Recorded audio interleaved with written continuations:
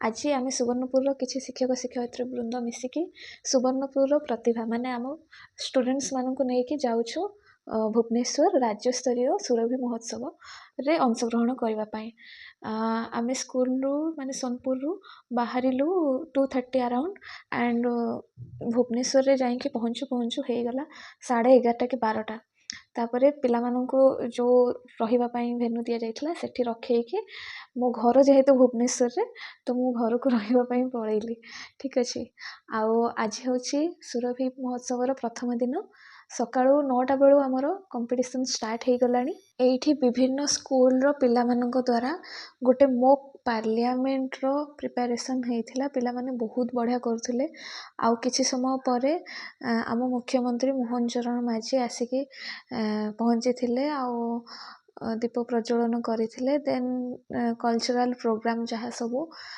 Start हेइथिला बहुत सारा programme चलला से दिन माने लंच टाइम रे देन लंच कलु एंड पुणी कंपटीशन गुड़ाए थिला एंड पुणी राति को माने इवनिंग टाइम रे पुणी हमर जो डांस प्रोग्राम थिला सब कल्चरल प्रोग्राम से गुड़ा स्टार्ट हैला देखो पिला माने कितने बड़े बड़े डांस करथिले मतलब बहुत बढ़िया लगला ये होचंती आमर सुवर्णपुर ग्रुप आ या सहित आमर डे 1 कंप्लीट हैला डे 2 रे हम माने जाइथिलु आमर जो कल्पना रे स्टेट म्यूजियम अच्छी सेठी बुलवा को पिला माननको आउ दी जण गाइड टीचर दिया हेइथिला जोटा कि गवर्नमेंट देइथिला आ से दी जण गाइड टीचर आम माननको नेकी स्टेट म्यूजियम पूरा बुलेइथिले ठीक अछि एंड एज यूजुअल इवनिंग रे हमर पुणी कल्चरल प्रोग्राम स्टार्ट हेइथिला आज चलते देखीदबा डे 3 रे आमर कौन कौन सब स्टॉल पड़ी एई स्टॉल टी रे आमर पीएम पोषण क्राफ्ट रो कंपटीशन चली थिला आ देखंतु ए छोटे पिलाटी माटी रे केते सुंदर सुंदर सब मूर्ति करिछि मते तो बहुत बढ़िया लागिला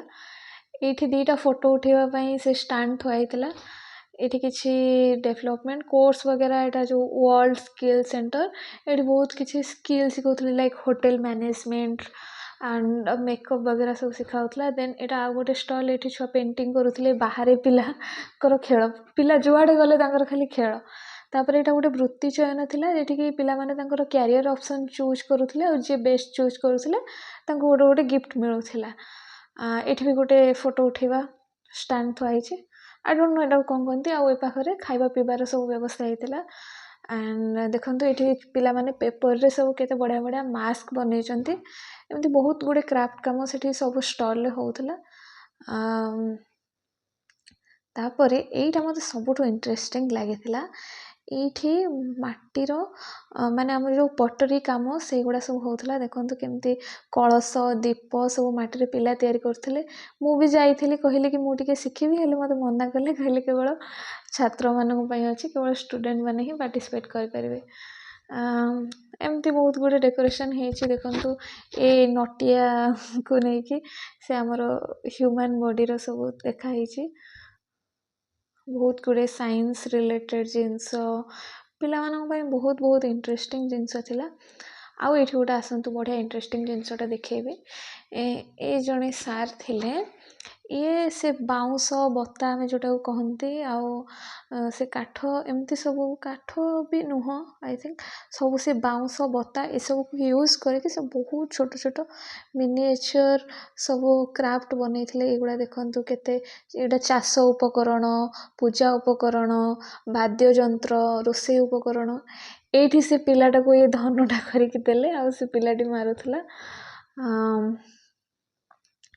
एठी सेमती साइंटिफिक किछि रोबोट काइंड ऑफ एमती स्टॉल पड़ीथिला बहुत गुडे मु भी जानिनी मु भी निजे एक्सप्लोर ही करूथिले आउ एटा होछि चित्र कथा एठी पिला माने देखंतु केमती लीफ एंड पेपर एमती सब माने अना बना जो जिंस थाए ए कपड़ा एमती सब यूज करके बड़ा बड़ा सुंदर आर्ट बनौथिले एठी भी गोटे क्राफ्ट आर्ट एंड क्राफ्ट रो स्टॉल थिला बहुत सुंदर सुंदर हेतला आ एठी ना खाइबा स्टॉल पड़थिला एठी से मिलेट रो चाउमीन बिक्री होतला किंतु सेठी एते भिड़ थिला जे मु भितर को जाई परलेनी छाड़ंतु एटा होची बाकुल फाउंडेशन तरफ रो आसीथिला गोटे स्टॉल पड़थिला जोटी कि बुक पढुथिले क्राफ्ट सब करूथिले जेमति कि बाकुल फाउंडेशन हुए आउ एठी गोटे କମ୍ପିଟିସନ୍ ଚାଲିଥିଲା ମେ ବି କ୍ୟାରିୟର୍ ପାଇଁ ଲେଖୁଥିଲେ କି କ'ଣ, ଆଉ ସେଇଟା ଲେଖିକି ଗୋଟେ ଗୋଟେ ଗିଫ୍ଟ ନେଇକି ପିଲାମାନେ ଯାଉଥିଲେ। ଏଇଠି ପିଲାମାନେ ବହୁତ ଗୁଡ଼ିଏ ସାଇନ୍ସ ରିଲେଟେଡ୍ ପ୍ରୋଜେକ୍ଟ ବନେଇଥିଲେ, ଯେଉଁଟାକି ବହୁତ ଇନୋଭେଟିଭ୍ ଥିଲା। ମୋତେ ତ ବହୁତ ବଢ଼ିଆ ଲାଗିଲା। ମାନେ ଆମେ ଯେତେବେଳେ ସ୍କୁଲରେ ପଢ଼ୁଥିଲୁ ଆମ ବେଳେ ଏସବୁ କିଛି ନଥିଲା, କିନ୍ତୁ ଏବେ ପିଲାଙ୍କ ପାଇଁ କେତେ ଗୁଡ଼ିଏ ମାନେ କ'ଣ ଅପରଚ୍ୟୁନିଟି ଅଛି ସେମାନଙ୍କ ପାଖରେ। ସବୁ ମାନେ କ'ଣ ଇକ୍ୱିପମେଣ୍ଟସ୍ ବି ଅଛି ସ୍କୁଲରେ। ଆଜିକାଲି କେତେ ଇକ୍ୱିପମେଣ୍ଟସ୍ ଅଛି ଜାଣିଛନ୍ତି ଆପଣ, ସ୍ମାର୍ଟ ବୋର୍ଡ଼ ବଗେରା, ମାନେ ବହୁତ ଆଗକୁ ଗଲାଣି। ମୋତେ ଦେଖିକି ବହୁତ ଖୁସି ଲାଗୁଥାଏ କି ମୁଁ ଭାବୁଥାଏ କାସ୍ ମୋ ବେଳେ ବି ଏସବୁ ଥାନ୍ତା। ବହୁତ ମୁଁ ବି ଆଉ କିଛି ଶିଖିପାରିଥାନ୍ତି ମେ ବି ଏକ୍ସଟ୍ରା। ଆଉ ଏଠି ନିପୁଣ ଭାରତରେ ବି ପିଲାମାନେ ବସିକି କ୍ରାଫ୍ଟ କରୁଥାନ୍ତି। ଏଇଟା ବାହାରେ ଲୁଡ଼ୋ ଆଉ ଏଇଗୁଡ଼ା ସବୁ କ'ଣ କହନ୍ତି ସେ ଖେଳ ସବୁ ପଡ଼ିଥିଲା ଛୁଆ ଖେଳିବା ପାଇଁ। ଆଉ ଏଇଟା ହେଉଛି ଆମ ଆଦର୍ଶ ବିଦ୍ୟାଳୟର ସଂଗଠନର ଷ୍ଟଲ୍ଟା। ପିଲାମାନେ ଏଇଠି ଗୀତ ଗାଉଥିଲେ, ଆଉ କେତେଜଣ ଆମର ଆର୍ଟ ଟିଚର୍ ଥିଲେ, ସେମାନେ ଡ୍ରଇଂ କରୁଥିଲେ ବହୁତ ସୁନ୍ଦର ସୁନ୍ଦର। ପିଲାମାନେ ତ ଏତେ ସୁନ୍ଦର ଗୀତ ଗାଉଥିଲେ, ମାନେ ତାଙ୍କର ଥିଲା ମାନେ ସେ ରେଜିଷ୍ଟ୍ରେସନ୍ କରିବେ, ଯେଉଁମାନେ ରେଜିଷ୍ଟ୍ରେସନ୍ ସକାଳୁ କରିଥିବେ 10ଟା ଭିତରେ ସେମାନେ ଦିନସାରା ସେଠି ଯାଇକି ଗୋଟେ ଗୋଟେ କରି ଗୀତ ଗାଉଥିଲେ। ମୋତେ ବହୁତ ସୁନ୍ଦର ଲାଗିଲା। ଏ ପିଲାଟି ଆମ ଯାଜପୁରରୁ ଥିଲା, ମୁଁ ବି ଯାଜପୁରରୁ, ମୋତେ ଶୁଣିକି ବହୁତ ଖୁସି ଲାଗେ। ଆଣ୍ଡ ତାପରେ ଆଉ ଗୋଟେ ଷ୍ଟଲ୍, ସେମିତି ବହୁତ ଗୁଡ଼ିଏ ଆର୍ଟ, କ୍ରାଫ୍ଟ, ସାଇନ୍ସ। ଗୋଟେ କଥା କହିବାକୁ ଚାହିଁବି ଯେ ସୁରଭିରେ ମୁଁ ଯାଇଥିଲି, ଯଦି ମାନେ ଦେଖିଲି କେଉଁ ଜିନିଷର ବେଶୀ ଇମ୍ପୋର୍ଟାନ୍ସ ଥାଏ ପାଠ ସହିତ, ସେଇଟା ହେଉଛି କି ଆମର କ୍ରିଏଟିଭିଟି। ଠିକ୍ ଅଛି, ବହୁତ ଲୋକ କ୍ରିଏଟିଭିଟିକୁ ମାନେ କିଛି ମାନେ ନିଜ ଭିତର କ୍ରିଏଟିଭିଟିଟାକୁ ମାରି ଦେଇଥାନ୍ତି, ଖାତିର କରିନଥାନ୍ତି। ହଁ କ'ଣ ଗୋଟେ ବହୁତ ପିଲା ଭଲ ଡ୍ରଇଂ କରନ୍ତି, କିଏ ଭଲ ନାଚେ, ହେଲେ ସେଇଟା ଛୋଟବେଳେ ହିଁ ବହୁତ ଲୋକଙ୍କର ମରିଯାଏ, ମାନେ ବହୁତ ପିଲାଙ୍କର ସେ ଆଶାଟା ଛୋଟବେଳେ ମରିଯାଏ। କିନ୍ତୁ ଯାହା ହଉ ଓଡ଼ିଶା ସରକାର ତାଙ୍କୁ ଗୋଟେ ନ୍ୟୁ ଅପରଚ୍ୟୁନିଟି ଦେଉଛନ୍ତି ତାଙ୍କ ସେ କଳାଟାକୁ ବଞ୍ଚେଇକି ରଖିବା ପାଇଁ। ଆଉ ଆପଣଙ୍କ ଭିତରେ ଯଦି କେବେ ବି କୌଣସି ପ୍ରକାର ବି କଳା ଥାଏ, ତାକୁ ଆପଣ ନିଶ୍ଚୟ ବଞ୍ଚେଇକି ରଖିବେ। ସେ ଯେଉଁ ପରିଚୟଟା ଆପଣ ପାଇପାରିବେ ସେ କଳା ମାଧ୍ୟମରେ, ସେ ପରିଚୟଟା ହୁଏତ ଆପଣଙ୍କୁ ଆଉ କେଉଁଥିରେ ବି ମିଳିପାରିବନି। ଦେଖନ୍ତୁ ଏଇସବୁ କଥା ହଉ ହଉ ଆସିକି ପହଞ୍ଚିଗଲେ। ଏଇଟା ହେଉଛି ସ୍ପୋର୍ଟସର ସେ ସବୁ ଥିଲା ଆମର ଷ୍ଟାର୍ ମାନେ। ଆଉ ଏଠି ଗୋଟେ କ୍ୱେଶ୍ଚନ୍ ପଚରାଯାଇଥିଲା କି ଆମେମାନେ ଯେଉଁ ଶିକ୍ଷା ବ୍ୟବସ୍ଥା ଅଛି ତାକୁ କେମିତି ଆଉ ଟିକେ ସୁଦୃଢ଼ କରିପାରିବା। ମାନେ ମୁଁ ଯେତିକି ବୁଝିଥିଲି, ମୁଁ ତ ପର୍ଟିକୁଲାର କ୍ୱେଶ୍ଚନ୍ଟା ଭୁଲିଗଲି, ଆପଣ ଦେଖିବେ ଭିଡ଼ିଓରୁ, ଯେ ଆମେ କେମିତି ଆମର ଶିକ୍ଷାର ବ୍ୟବସ୍ଥାଟାକୁ ଆହୁରି ସୁଦୃଢ଼ କରିପାରିବା। ଆଉ ଦେଖନ୍ତୁ ପିଲାମାନେ ସବୁ କ'ଣ ଲେଖିଛନ୍ତି। ଶିକ୍ଷକମାନେ ଆମ ସହିତ ମିଶିକି ଖେଳନ୍ତୁ, ଶିକ୍ଷକମାନେ ପଢ଼ାଇବା ସହିତ ଖେଳାଇବା ଶିଖାନ୍ତୁ। କେବଳ ଏଇସବୁ ଖେଳିବା ରିଲେଟେଡ୍ କଥା, ଆଙ୍କ ମୁଣ୍ଡରେ ଆଉ କିଛି ନାହିଁ। କ'ଣ ଆଉ କହିବି, ଛାଡ଼ନ୍ତୁ। ଆମ ସ୍କୁଲରେ ଛୁଆ ବହୁତ ବଦମାସ, ଯେତେବେଳେ ଦେଖିବି ଖାଲି ଖେଳିବୁ ଖେଳିବୁ ଖେଳିବୁ।